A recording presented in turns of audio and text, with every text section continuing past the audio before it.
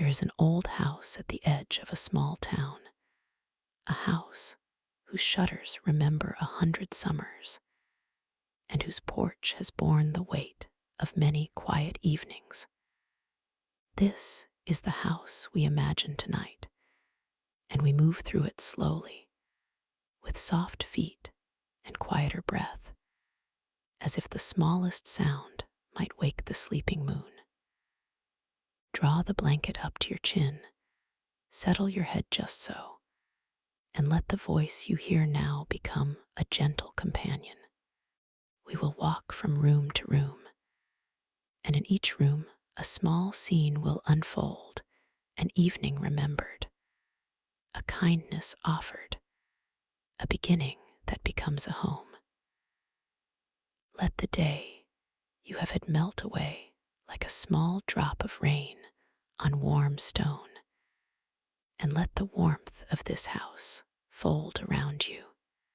In the parlor, by the low fire that burns thick and amber, sit 2 old servants, one with a salt and pepper beard, and one with cheeks still round from laughter.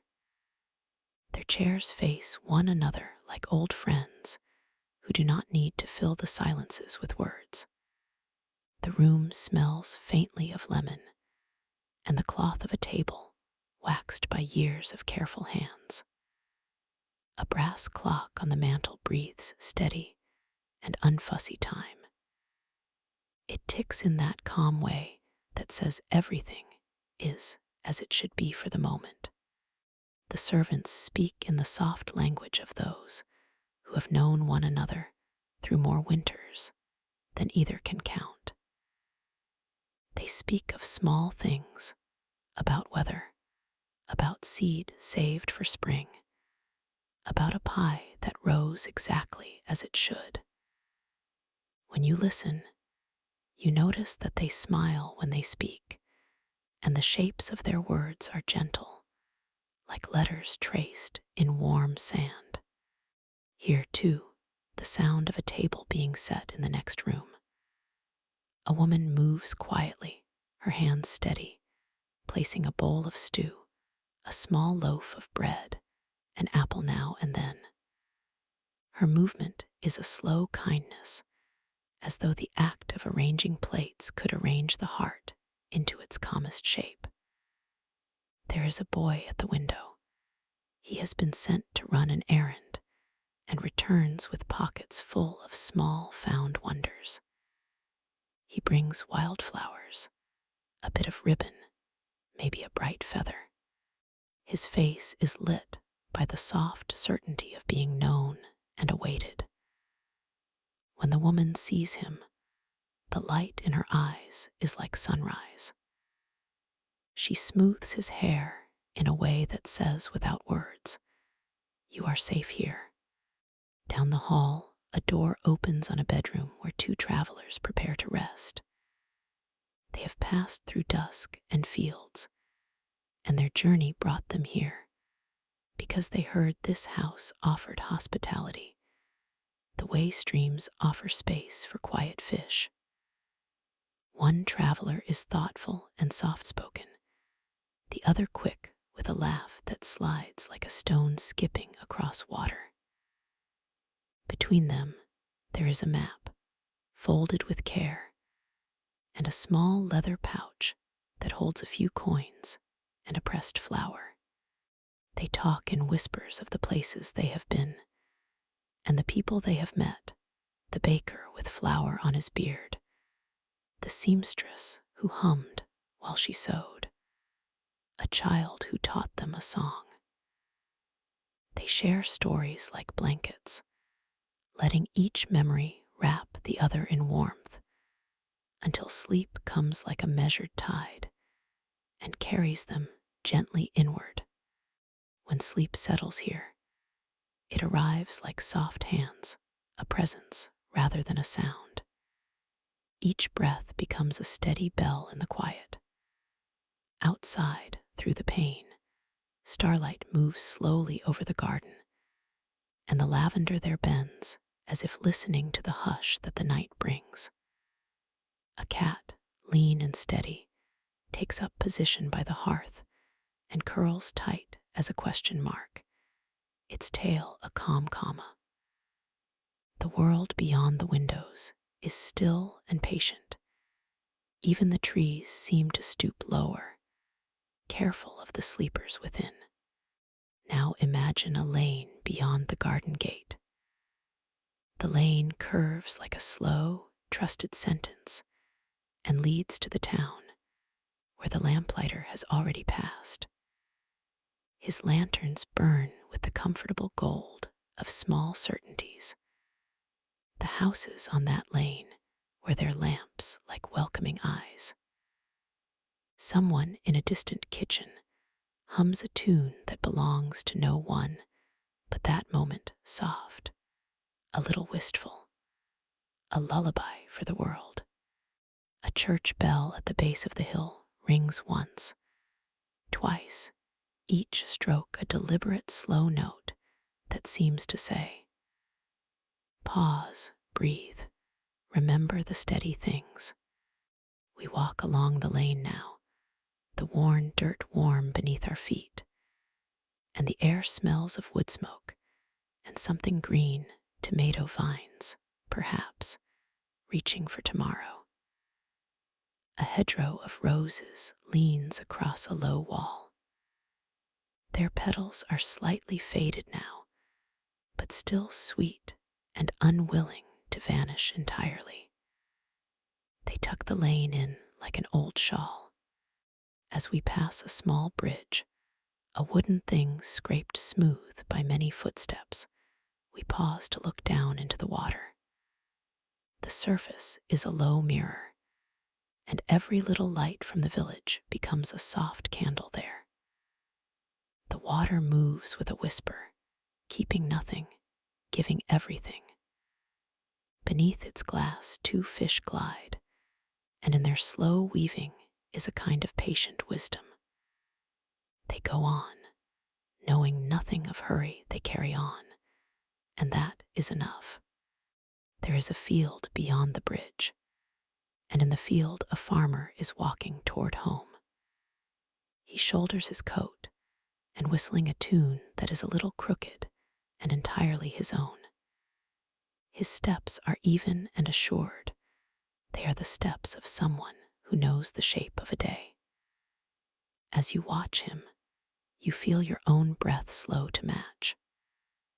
There is a simple pleasure in watching him, a quiet gladness that another life goes on in steady rhythm, that work and rest meet in proper measure. Further still, along a stone wall, two children are playing an ancient, gentle game. They are not loud and not hurried. Their game is made of small victories, finding a smooth pebble, catching an unsteady cricket, building a tiny tower from gathered sticks that will surely fall only to be rebuilt. See how they give themselves completely to that building and unbuilding, as if they're practicing the art of beginning again. When one of them shouts in triumph, it sounds like a bell that rings for joy that is small, but enough. You realize that watching small lives like this is a kind of balm, a reminder that many things, friendship, laughter, arrive in modest, steady chapters. When the children go home, as they always do when the night has hushed them into sleep, a woman sits on the wall, hands in her lap. She watches the hills fold themselves into darkness and thinks of memories like lanterns, each one small and each one warm. She remembers a lifetime of gentle mornings and salted winds. She remembers the way someone she loved once read to her under a cedar tree, the way his voice slowed and softened the way a river smooth stone. She smiles at the memory and breathes it in like a private benediction. Her heart feels full because memory is a presence that gives what it keeps. there's a small inn at the corner of the lane. At its sign, a painted stag stands frozen in time. Inside, a fire burns bright. A few travelers sit by the hearth, and their talk is measured and kind. They speak of the road and of weather, and they laugh with the easy relief of those who have reached a warm harbor after a long day. When they clink cups, the sound is tasteful and low, like two small bells chiming in a slow church. A lamplighter helps a tired messenger find the door of the inn. He tips his cap and offers a word of comfort. There's quiet inside, rest a while. The messenger loosens his pack and takes the offered cup. He drinks, and the warmth of the whiskey makes his fingers steady. He thinks of letters yet to be written, but they can wait. Tonight, the road is a line of soft markers behind him, and the inn is the harbor that says, "Here is ease." Meanwhile, in the house where we began, the old clock ticks on, and a small child finally finds the corner of sleep after resisting it for the full measure of a single moon. The parents stand in the doorway for a moment, quiet, exchanging a smile that says so much. We have kept the day safe, now rest. The child's breathing matches the clock S, even and trusting. The house listens and keeps what is entrusted to it, the sighs, the small fears, the tiny triumphs without fuss, as if it is made for this purpose. The night listens. In the garden, a single jasmine clings to its stem and unlatches a perfume that is small and luminous. It moves through the air, touching curtains and faces, leaving its memory. A moth flutters by, drawn to the jasmine as if to a small lamp of patience. It circles, soft-winged, making an invisible path. And beyond, somewhere where the road bends, an old dog raises its head, gives a long, contented sigh, and rolls over on its back to sleep. You feel the same contentment in your shoulders, in the ease behind your eyes.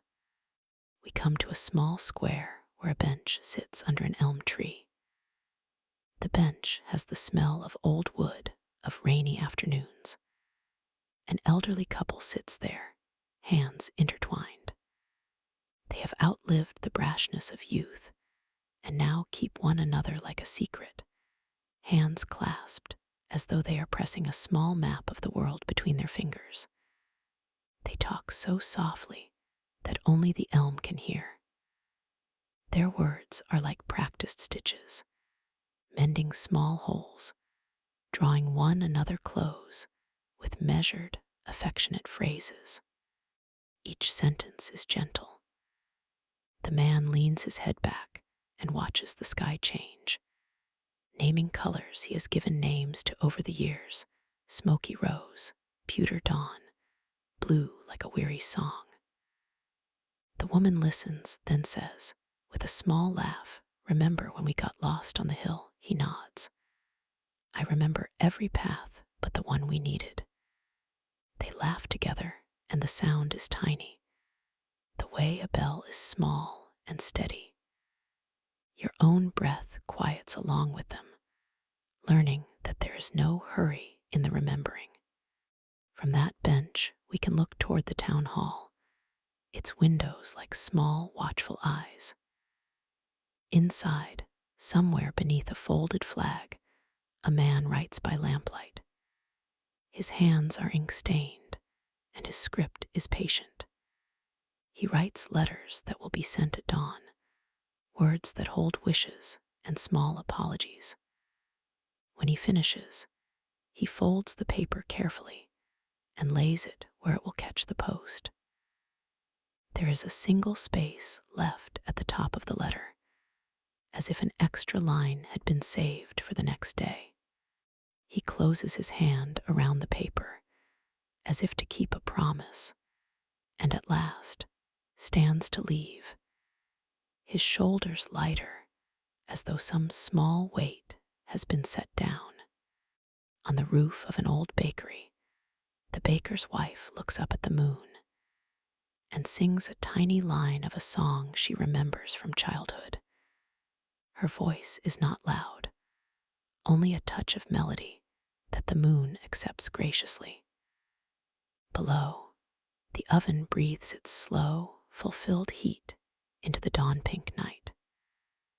Steam rises from the chimney in a steady gray column that joins the stars. Soon the ovens will be lit, and the scent of fresh bread will come to the lanes like a kind invitation. A wind comes along the meadow, soft and knowing. It travels over foxglove and stone and tucks itself into the small houses like quilts. Where it passes a window that is cracked open, it carries a page of an old book and turns it with a soft flutter.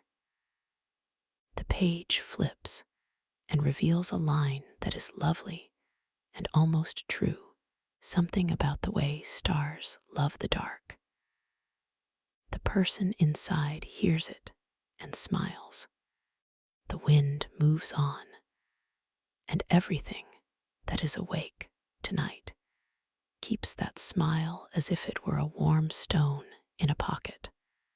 Farther from the town and nearer to quiet hills, a single lamp burns in a shepherd's hut. The shepherd, tired from watching sheep that whisper their soft numbers in the darkness, sits with a hot cup in both hands. His dog leans against his knee. They both watch the line of the horizon and the slow, patient turning of the sky. Between the shepherd and his dog, there is no need for speech. A look suffices, an entire language made of steady glances. When a star falls, quick, silver, both the shepherd and the dog tilt their heads as if to witness something secret and very old. They are content to be small holders of such marvels. Near a silvery stream, a woman waters the roots of an old tree she has tended for decades. Her hands are darkened with soil and gentle with age. She hums as she works, and the tree listens, as if remembering how it felt to begin as a sapling. She smooths the earth, tucks it around the roots, as if tucking a child in at night.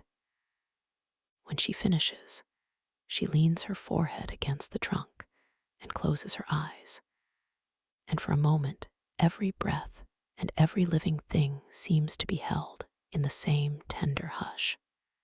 There is also a small schoolhouse where not long ago, children learned their letters from a teacher who favored patience over hurry.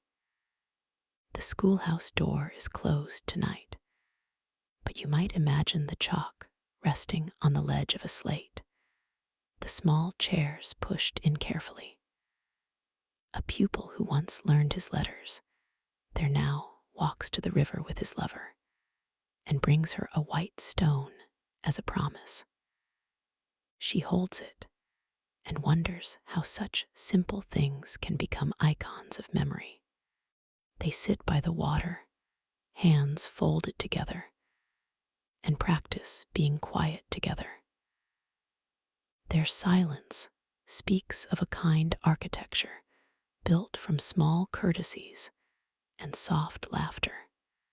Back at the house, the low fire burns with less urgency now, the embers blue and patient. The servants in the parlor find their way to simple chairs by the hearth, where the man with the salt and pepper beard folds his hands, and the woman with the round laugh tucks her feet up. They sink into the easy rhythm of those who have long ago arranged their world so that generosity and steadiness can sit side by side. They speak of nothing important, and of everything important, what it feels like to bring in washing in a day of sun, the odd pleasure of a loaf that baked higher than expected, the kindness of a neighbor who left a small jar of jam on a doorstep when the days were hard. These small acts hang between their words like barnacles of meaning. The men and women listening will carry them in their pockets tomorrow like notes written in invisible ink. Outside the window, moonlight glides over the lawn in a fine, thin sheet. A swing, long empty, rocks a little in the breeze, as if it remembers small feet. In a nearby attic, under a slanted roof, a chest holds garments that were meant for festivals long ago: ribbons, a bright feather, and a small embroidered handkerchief. These things are kept because memory is a kind of weather, and sometimes we want the warmth of a remembered sun to touch our faces again. Tonight, the chest keeps them safe, and they sleep as though we were tucked inside them. You may begin to notice that your own breathing has become a slow, even metronome, a gentle companion in the long night. If your eyelids feel heavier, let them fall. There is nowhere you must go, and nothing you must do beyond the simple practice of letting your body rest. There is one final room in this house, a narrow study lined with books whose spines are soft with use. On a small desk, there rests a single sheaf of paper upon which someone has written a letter they may never send. The letter speaks softly of being grateful for small attentions: an extra blanket, a bowl of stew, a hand on the back to steady a step. It praises the ordinary, the steady day, the ritual of tea taken at sundown. You lean over to read, though you do not need to know every line. The thought that remains is simple and tender. Ordinary kindnesses, repeated, create a life that is gentle and good. Outside the house, the moon sails forward, unhurried, lighting the lanes like a slow, patient lantern. You have walked through scenes of small goodness, and in them, the night has offered you shelter and company. The world around you breathes on, moving in a careful rhythm that honors the small and the steady. If there is a single wish that can be carried from this small house and its warm rooms, it is this: that when dawn comes you may wake like a person who has slept to the middle of a good dream, rested and quietly hopeful. That the morning will be soft, the coffee gentle, the light patient. That you will carry the hush of tonight into the new day, a pocket full of calm, a small map of peace. Now let the house close its shutters quietly, as if composing a lullaby. Let the embers go low. Let the lamplighter finish his rounds, and the baker put his last log into the oven. Let the cat untwist its tail and dream of prayless pleasures. Lie back and let sleep do what it is best at. Gather and keep your thoughts like small treasures and tuck them away. If before you go, you would like a final image to hold, imagine this. A single candle flickers in the window of the house we have visited, and a breeze carries the faint scent of jasmine and bread across the lane. The bench under the elm is empty now, and the star that fell still trembles in the mind of the shepherd. The moon leans on the horizon like a tired friend, watching with kindly eyes. In that gentle light, every small kindness we have seen, flowers found, soup offered, a hand held, settles into place like quiet stitches in a blanket. In the morning, that blanket will be around someone's shoulders. Tonight, let it be around yours. Good night,